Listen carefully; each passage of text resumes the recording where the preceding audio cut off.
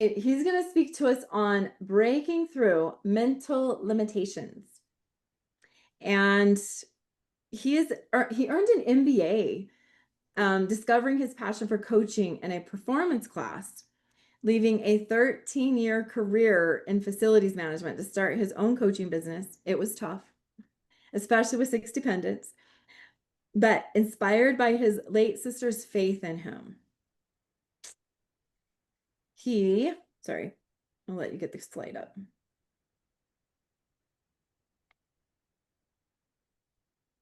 Inspired by his late sister's faith in him, he took the leap. Despite financial struggles and doubt, he remained committed to helping others reach their potential. He gives credit to the unwavering support of his wife, Andrea, and her belief in his abilities, giving him the courage to keep going. Today, he stands at the helm of his coaching practice, filled with gratitude for the opportunity to guide individuals on their journey of self-discovery and growth.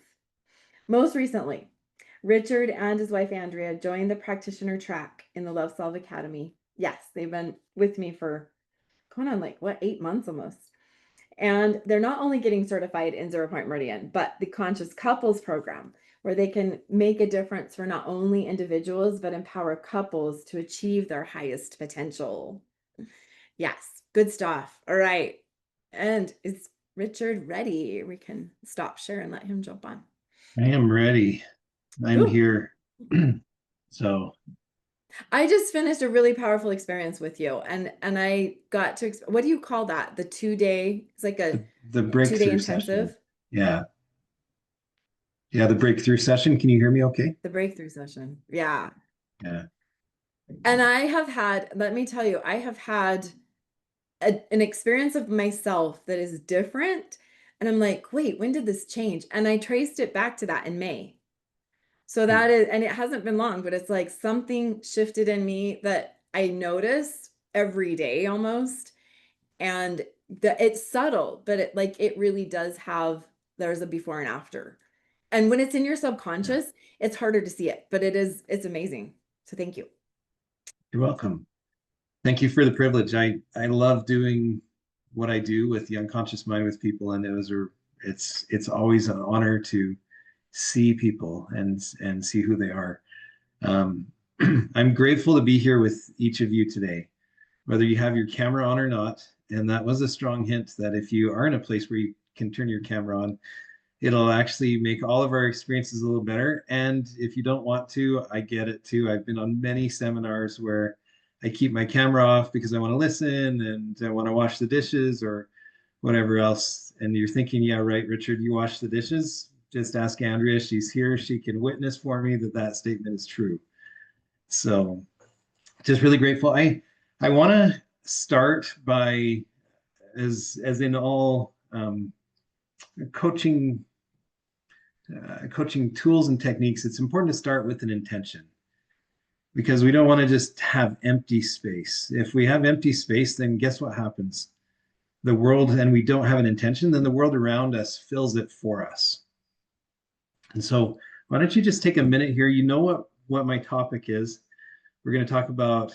I labeled it the unconscious mind in abundance, but I like Christine's topic title better of breaking through, so that you can have this abundance.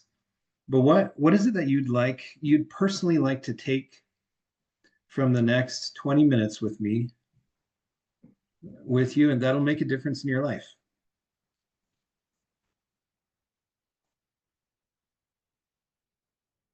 And I will stop talking for a minute so that you can put those in the chat. Those of you who feel like you'd like to share.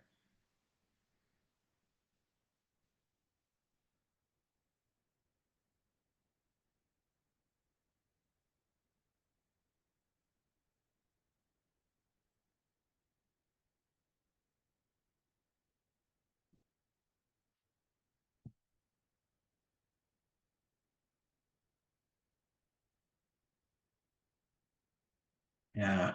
Alexander, thank you. Receive new information and inspiration.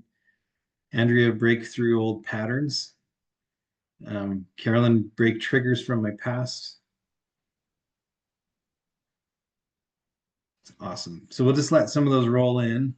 And if you guys are on the chat, you can look at them too. So I'll just read a couple more. My unconscious work from my progress to gain awareness, Danny.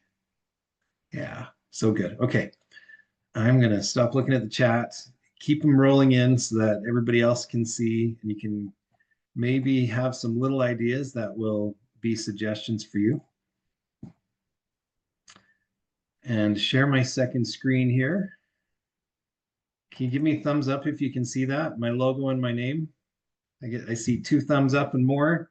Thank you, Joanne. It's wonderful. Okay, so when talking about the unconscious mind and abundance, I think it's really important to kind of start at the very foundation of what this is, because most of us think that we are our conscious mind.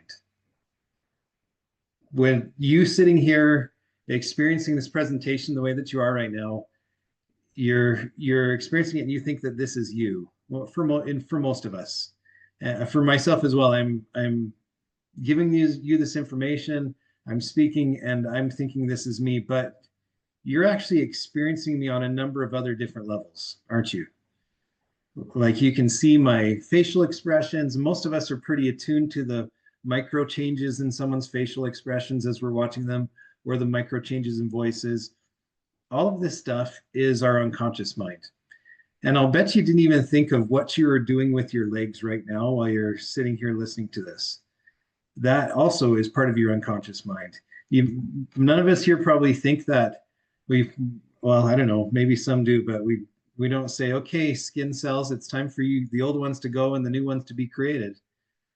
So there's just so many facets of our unconscious mind that happen naturally, that are just a part of us that others actually experience, but we kind of get stuck in this little spot of about 5% of our brain, 5 to 10%, they estimate, which is an estimate. I don't know if Christine, in any of your studies, you've learned how they know that, or if it's just a guess. As far as I know, that's just from a guess from all the other systems that are running versus our ability to take in information. That's my understanding, yeah, is that maybe 10% is conscious. Is that, yeah. But I don't know how they would know that. But yeah, it's consistently heard. Approximately, yeah. Okay, so I think in understanding the unconscious, we need to know what the purpose of the unconscious mind is.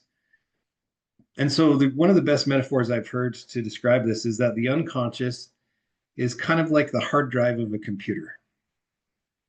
And the conscious mind is kind of like the RAM.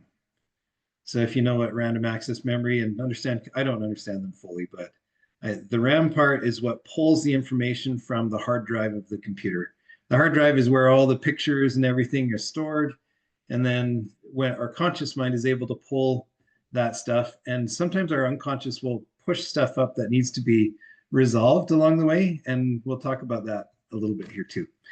So the prime directive of the unconscious mind is to keep us safe. How many here knew that? If you can hold up your hand, and if your camera's not on. Okay. So if its prime directive is to keep us safe, guess what it's always looking for? Danger. What are some things that might be a threat to you?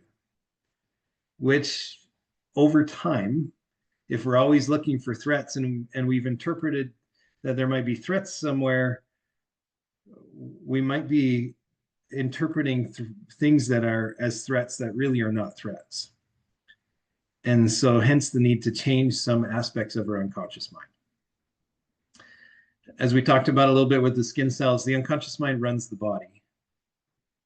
It runs all the different, has our heart beating, it helps us to breathe, because although we're in a conscious community here, most of us don't walk around all day saying, okay, it's time to breathe.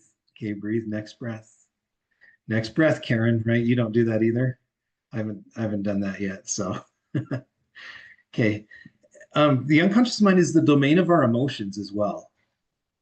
It's where emotions are both stored and where our interpretation of what's going on around us happens that brings up certain emotions. So it's really important to know this is on a foundational level. It also stores memories. It makes associations and learns quickly. And it does not process negatives. How do I say that in a positive way? It creates exactly what it says. So it doesn't understand. There, I just did it again. Let me give you a quick example. When Andrea and I were first parents, how many years ago, Christine? It's 25 years on August 17th. And we were first parents, and we thought we were going to be the cutting edge of parents. We were going to teach our kids differently and help them. And I don't even remember exactly where this idea came from. Maybe Andrea does. But we decided that instead of saying don't touch to our oldest son, we would say touch no. So we just kind of flipped it instead. But guess what he did? Because the unconscious doesn't understand negatives. He touched everything. Because we're giving that command. Touch. It doesn't understand the no part.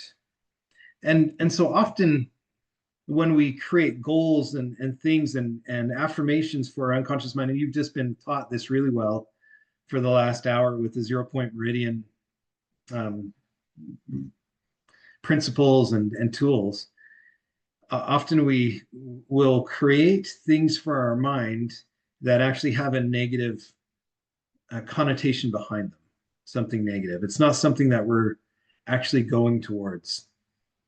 And so the difference is, if you want to get a mule to move or a donkey to move, you can hit it with a stick and there's pain, or you can give it a carrot and there's probably pleasure for that donkey. Well, us as humans, we work the same way. And you've probably heard this before, but again, this is foundational stuff that we need to understand when we're working with the unconscious to move it forward. So making sure that our motivation behind those affirmations is where we want to go, or something that's life-giving to us, is really critical. And that's why you need what's the term again?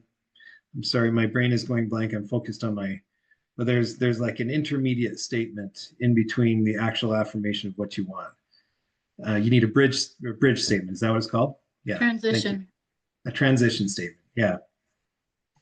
So again, absolutely critical as far as us, because I think a lot of us probably, when we first heard, maybe we were introduced to Tony Robbins somewhere along the way, and he told us, just say these things over and over every day. Well, there are some parts that if we say over and over and we can't feel it and we don't mean it, then it's not going to actually benefit us. It'll create those things that we mean and feel, because the unconscious mind is the domain of the emotions. And so whatever emotions if you're annoyed that you have to say this affirmation, that is part of the creation that you're creating, because that's what you keep putting into the hard drive. So you might be sitting here and maybe you're not doing this, but I just thought, as I was creating this presentation today, that if I were you, I'd be like, okay, Richard, fine. But if it's unconscious, how do you know? How do you change it? Did any of you think that? Or are you just absolutely way more trusting than I am listening to this? Way more trusting, aren't you? Okay. That's a good thing. I'm grateful for your trust. So how do we change? Well, there's actually 4 requisites for change, or 4 requirements is another word for this. And the first one is we need to let go of mental and emotional baggage. And there's all kinds of tools for this. 0-point meridian is an extremely powerful tool. I have found that it also has a lot of, I call it staying power with my clients when I use 0-point meridian. In other words, a week later, they'll come back and I'll check on them, and they'll say, yeah, I've just felt great and at peace all week, and that little thing that was bothering me is totally gone. So that's awesome. But there's also many other tools. The breakthrough session that Christine talked about, it's pretty intensive. It's about 6 to 7 hours long that I do with people. And that also helps get rid of mental and emotional baggage. That's its purpose. And so if there's 4 steps, what's 2, 3, and 4? Number 2 is you have to create a compelling vision of the future. Again, using those principles we just talked about, knowing where you're going and really feeling it, making sure that it's something that's, I call it life-giving to you. So that compelling vision is absolutely essential. And after you have a compelling vision, then you can take action. Then you need to start that practice of repeating over and over again, of taking the proper actions to get towards your vision of that future. And then there's number 4 is almost like a little bit of a warning and a guidepost. And number 4 is you have to focus. You have to focus on that thing that you want, because we'll take these actions, but then there's always a result, right? Or a consequence. Well, we'll call them results because there's a negative connotation to the word consequence, but there's always a result, and how we interpret those results will affect that programming that we might have in our unconscious minds. So interpretations then become suggestions to the unconscious mind. And again, it's like something that you do over and over and over again. It becomes permanent. Practice doesn't become perfect, it becomes permanent, whatever it is that we're doing. So the key to all this with unconscious is to build awareness. If you look at most of the tools and practices that are out there by coaches and therapists and practitioners, even yoga itself is all about building awareness, building that awareness. Why is that so important? Why do you think awareness would be so important? Awareness helps us become aware of the patterns. I love how Christine said, I wasn't even aware of what was happening, because she hadn't become fully into the consciousness of it brings us to the consciousness so we can be watching closer because our and understand what that subconscious mind is doing, because it's looking for the danger signs. But when it comes forward to the conscious, we are actually relieving the pressure of our subconscious mind. Yeah. Aware of the patterns. I love it. Thank you. So, and then when you're aware of the patterns, you have the ability to choose a different way, right? A different way of being. So this is why I like to call this the place of power, because that awareness of the patterns or the things that you do, it gives you this chance to choose something different if that's what you want. If you love what's happening, keep it, reinforce it, of course. So we can choose to change it or not. So some tools for building awareness, and you guys know this is a conscious community here, but it never hurts to go through things multiple times. So number 1, ask for feedback, but be careful of other people's perspectives when you're asking for feedback. So feedback from trusted sources is really important. That can help you build awareness. Meditation. Again, trusted sources. It's a good trusted source when you meditate to go to. Breathe.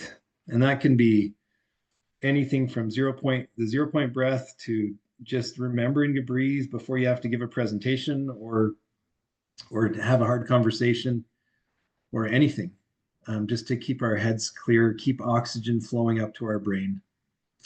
Did you know that when we go into a stress response, the physiological response to it is that the blood vessels to our extremities, our hands and feet and stuff, expand, and the ones in our neck actually contract, and we get less blood flowing to the brain. That's why when we get stressed, we often say things that we wish we wouldn't have said, because our cognitive processes don't have enough oxygen to do what they would normally do. So again, breathing is so critical and powerful. Hey, Richard, And Jenny has a really great comment there on the. Yeah, do you want to read it? Because I don't have the comments up, just so Oh. I can watch everybody. Okay, let me just read. So you can't change what you don't acknowledge, hard to change what you can't see. Tune into the sensations of the body And Jenny said, we need to build our awareness because it keeps us in the present, because our opportunities to choose are brought to use as we increase our awareness. Otherwise, we will miss opportunities if we are not working on awareness. I love it. Thank you, Jenny. Powerful. Powerful. That's an amazing explanation. Yeah, I saw the thumbs up. Cool. Okay, so those are a couple of tools. There's other tools out there, obviously. These are some of the common ones. So another way that we can build awareness is we can work with professionals. There's therapists, coaches, yoga instructors, meditation teachers, hypnotherapy. All of these are designed to help us understand what's going on with the unconscious mind. Or not all of them are designed, but most of them will dabble in that. And of course, like Christine talked about at the start, this is where my training comes in, is learning how to help people shift those unconscious patterns, right? And to bring them to consciousness, and also ways to shift them through some other unconscious techniques as well. Remember that although all of us have similarities, you're unique. You are unique. And so you need to find someone who resonates with you, with your own uniqueness. When you find these, somebody that you can trust. And a warning, when you start doing your own work, I don't know if everybody has this kind of experience, but I've noticed with a lot of my clients is you become aware of your own tendencies, and then you automatically, and so you want some mercy from everybody else, but you automatically expect that everybody else will be on that same level of awareness with you. And sometimes we want justice for them. So just be aware that that can happen the more you build this awareness, and extend mercy to yourself and to everybody. And mercy meaning grace, like give yourself some grace, let go of some of that judgment, because you are amazing. You just are. That's a fact. It's undisputable. And then some foundational guidelines is, as you work through it, remember that fact. You can change anything using understanding and forgiveness. This is an inner journey, not an outer one. Abundance can, but doesn't necessarily mean financial wealth. And I know that's been talked about a lot today, and it's really important in the paradigm that we live in, but there's so many other parts of abundance as well. It's important to find out which ones are important to you. And your unconscious mind will support you or not, depending on what you put into it. So thank you for having me today. Are there any questions that you'd like to ask?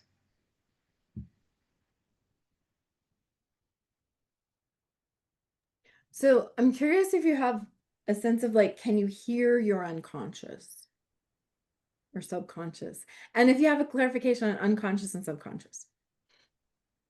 Yeah.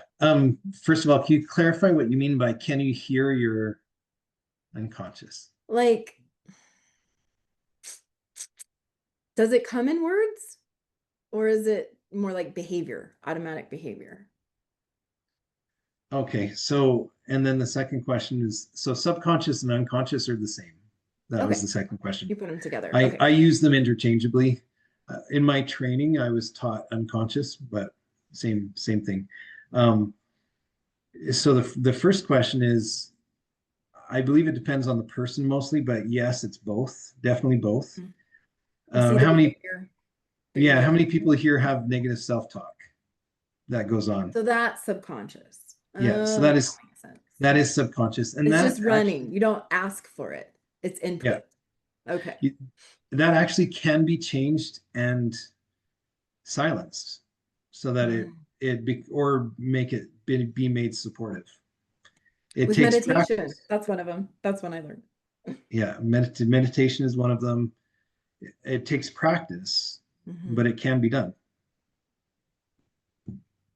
And might need some wiggle time. yeah, Thank you so much. thank you. It was so good. And let's go ahead and put in the chat again one more time the link to do the upgrade. and get the individual sessions. In our community, we have we'll have Andrea in there sometimes, Karen's in there, amazing people are in there. We're about to shift to our community presentation. And so I want you to check that out during our break. And oh, and the survey, thank you. Fill out the survey anytime before you leave for sure, because we will announce the survey winners tomorrow or Monday. So you'll have a minute to fill it out sometime before tomorrow. And then those upgrades are amazing. So thank you both so much for making time for this. I know you're full. You have clients and you have a big family and a summer. And so thank you.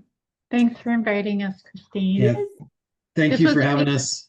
This is another plug, I guess, for your conscious couples. I'm actually need to log off to prep for a To see them. conscious couples Yes. session here in a few minutes. But it's so good to be here with everybody. Awesome. Thank you.